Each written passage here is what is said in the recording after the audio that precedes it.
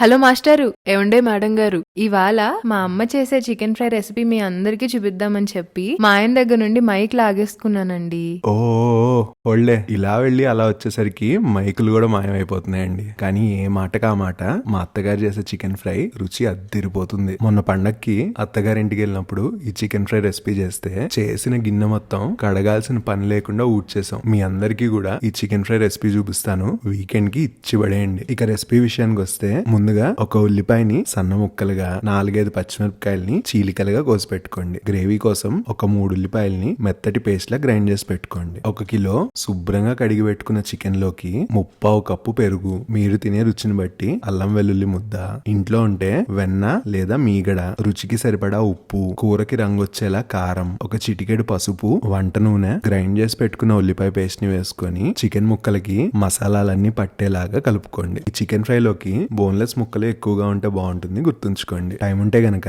Marination ని ముందే చేసి పెట్టుకోండి. చికెన్ ఫ్రై ని లంచ్ కి చేస్తున్నట్టయితే గనక రాత్రే మ్యారినేట్ చేసుకొని ఫ్రిడ్జ్ లో పెట్టేయండి. అడుగు మందంగా ఉన్న బాణంలోకి నెయ్యి, నూనె సమానంగా వేసుకొని 2 యాలకులు, 4 లవంగాలు, చిన్న ముక్క దాల్చిన చెక్క, అలానే 2 బిర్యానీ ఆకుల్ని కూడా వేసుకోండి. కోసి పెట్టుకున్న ఉల్లిపాయ తరుగుని, పచ్చిమిరపకాయ చీలికల్ని నూనెలో వేసుకొని ఉల్లిపాయలు లేత బంగారు వర్ణంలోకి మారేదాకా వేపుకోండి. ఉల్లిపాయలు వేగిపోయిన తర్వాత మ్యారినేట్ చేసుకున్న చికెన్ ని నూనెలోకి వేసుకొని అడుగు నుండి కలబెట్టుకోండి. బాణల మీద మూత పెట్టుకొని చికెన్ ని 70-80% ఉడికించుకోండి. ఇవాళ ఈ చికెన్ ఫ్రై ని కూడా ఏఎంసీ కుక్వేర్ లోనే చేస్తున్నానండి. చాలా మంది అడుగుతున్నారు ఎలా ఆర్డర్ చేయాలి అని చెప్పి. స్క్రీన్ పైన డిస్ప్లే అవుతున్న నెంబర్ కాల్ చేసినా లేదా లింక్ నా బయోలో ఉంటుంది, రిజిస్టర్ అయితే ఏఎంసీ వాళ్ళే ఇంటి దగ్గరకు వచ్చి డెమో ఇస్తారు. ఈ ఏఎంసీ కుక్వేర్ లో కావాలంటే ఆయిల్ అన్నదే లేకుండా వంట చేసుకోవచ్చు. హెల్దీ కుకింగ్ స్టైల్ కి స్విచ్ అవుదాం అనుకుంటే గనక ఏఎంసీ కుక్వేర్ ని పక్కా కన్సిడర్ చేయండి. చికెన్ లో నీటి శాతం ఎక్కువ ఉంటే గనక నీళ్లు పోయాల్సిన అవసరం లేదు.